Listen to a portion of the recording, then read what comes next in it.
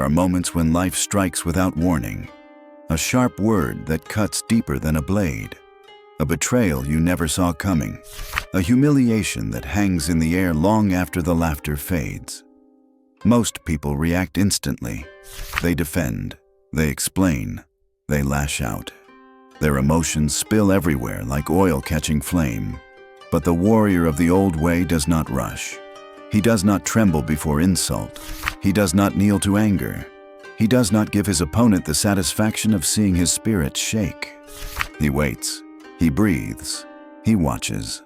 Not because he is passive, but because he refuses to hand his enemy the one thing more valuable than victory: his inner state. In ancient Japan, the samurai trained not only in the art of the sword, but in the art of the self. They sought fudoshin, the immovable heart, a mind unshaken by chaos, a spirit untouched by provocation. But this stillness is not a gift. It is something earned, forged in silence, sharpened by suffering, tempered by patience. It is ruthless calm, the kind that sees reality clearly, without distortion, without fear. To remain calm under attack is not to feel less. It is to feel everything and remain unmoved. If your spirit recognizes this path, then remain. If this lesson speaks to your inner world, stay and walk with us. He was young, and his spirit burned too close to the surface. Every morning, the dojo smelled of cedar and cold stone. Students bowed in silence, the way of discipline etched into every gesture. But inside him, there was a quick flame, a need to be seen, to be acknowledged, to prove himself. During sparring, a rival whispered just loud enough for others to hear, "Your sword is fast, but your heart is weak." Laughter followed, small, sharp, cutting. Something inside him snapped. Before thought could settle, he lunged, wild, reckless, emotional. His strike was strong, but his balance was broken. He was disarmed, thrown to the floor, face pressed against the cold ground, sweat mixing with shame. Around him, the dojo returned to silence. His opponent bowed calmly, as if nothing had happened. Only the master watched, with eyes that saw too much.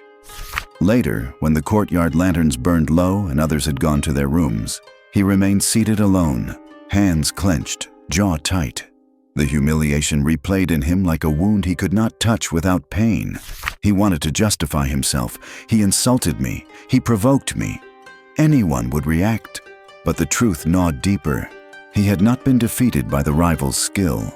He had been defeated by his own mind. Footsteps approached, slow, measured, familiar.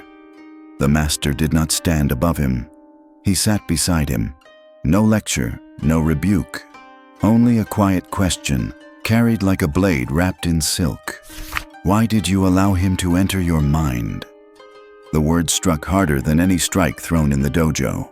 Because the young warrior did not yet know the answer, but he felt, painfully, that he must. And this was only the beginning of the unraveling. The lesson is not in the fight, but in the silence after it. At dawn, the courtyard was washed in pale blue light. The young warrior stood before the master, the shame of yesterday still clinging to him like damp cloth. The master did not speak of the fight. He pointed instead to a stone lantern, cracked neatly down the center, yet still standing. "Strength is not hardness," the master said. "It is the ability to remain whole, even when struck." The words felt distant, like echoes from a place he could not yet reach. The master continued, "When you reacted, you thought you were defending your honor, but you surrendered something greater." The warrior frowned. "Surrendered? What?" The master's gaze did not waver. "Your opponent did not defeat your body. He defeated your mind. He made you dance to his pull." Silence tightened around them. The master walked slowly across the courtyard, his steps deliberate, measured, as though every movement was a lesson of its own. "There is a state," he said, "known among warriors as fudoshin, the immovable heart." He drew a small circle in the dust with the tip of his staff. "This," he said, "is your center. When it is undisturbed, you can see clearly. You can choose your action. You can shape the moment." He lifted his eyes. "But when another can shake it, they can control you. Their anger becomes your anger. Their chaos becomes your chaos." The warrior felt the weight of the words press against something deep inside, something raw, unformed, and afraid. The master's voice lowered to a near whisper. "You cannot conquer the world if you have not yet conquered yourself."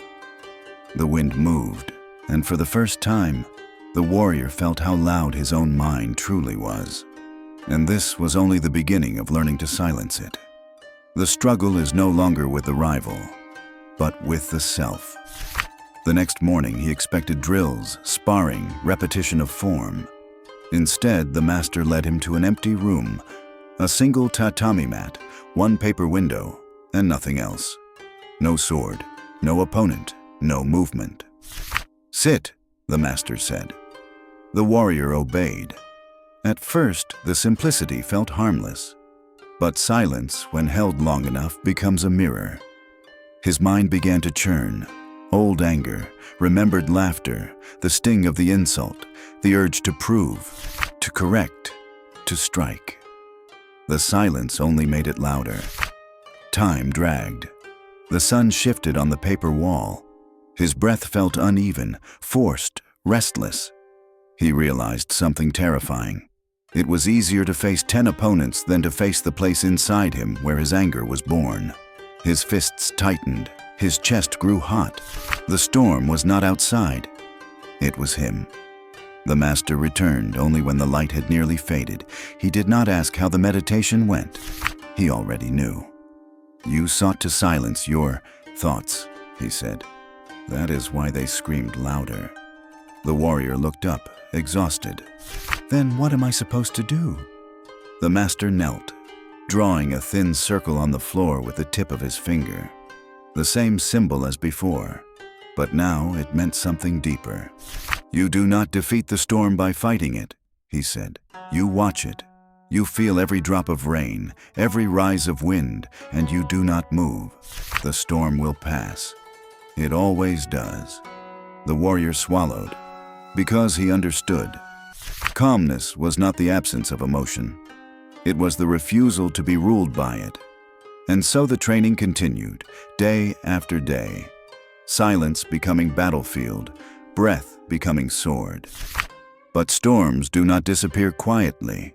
The greatest test was still to come. The world will always return to provoke you.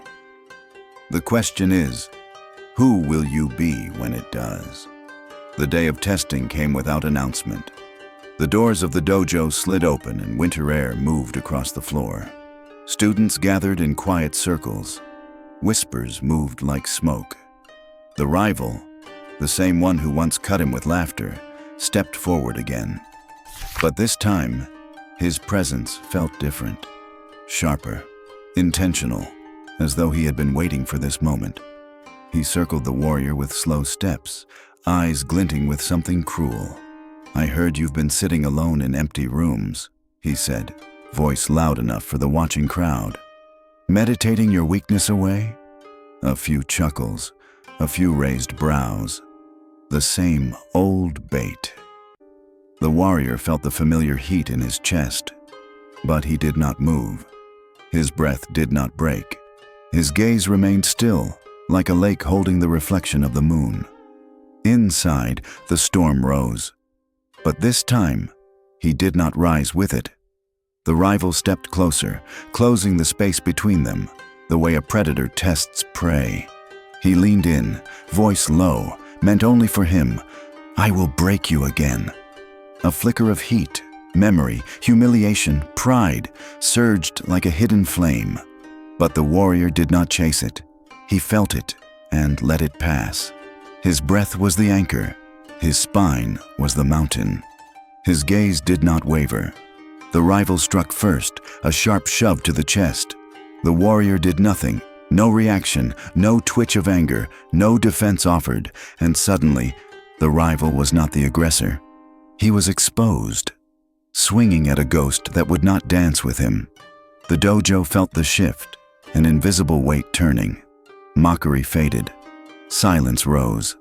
The rival's voice cracked just slightly, under frustration, because in that moment it was clear. Calmness had become power. The warrior had not won a fight. He had refused to fight the wrong battle, but victory always awakens something else, something waiting just beyond silence. The heart that does not move must now understand why. That evening the master found him again, this time not in shame, but in stillness. The dojo was quiet, lit only by a single candle. Its flame swayed gently, but never went out. The master gestured toward it. "Do you see?" he asked. The warrior watched. The flame moved, but did not break. It bowed to the wind without surrendering its fire. "That," the master said, "is the heart you are learning to build." He stepped closer. Calmness is not emptiness. It is not silence without thought. It is awareness with choice. He tapped the warrior's chest lightly, just once. "You felt anger today. You felt pride. You felt the old fire rise, but you did not move with it." His voice softened into something almost reverent. "That is the birth of Fudoshin." The warrior inhaled, and for the first time, the breath stayed steady. The master took a folded sheet of parchment from his sleeve, old, edges worn, characters brushed in black ink. A teaching passed down through generations, a lineage of men who had learned to face the world without trembling. He placed it in the warrior's hand. "Listen," the master said, his voice like distant thunder, calm and deep. "When a man reacts, he is owned by the world. When a man observes, he owns himself." The warrior's fingers tightened around the parchment. He understood now. The rival had never been the enemy. The noise within had always been the battlefield. Fear loses its teeth when it cannot force panic. Anger loses its fire when it cannot command your hands. The world, with all its chaos, becomes small when your center is vast. The warrior bowed, but not as a student, as a man who had seen himself clearly for the first time. Yet the true path was only beginning, because once the heart no longer moves, the world tries harder to break it. Power belongs to the one who controls himself, not the one who controls others.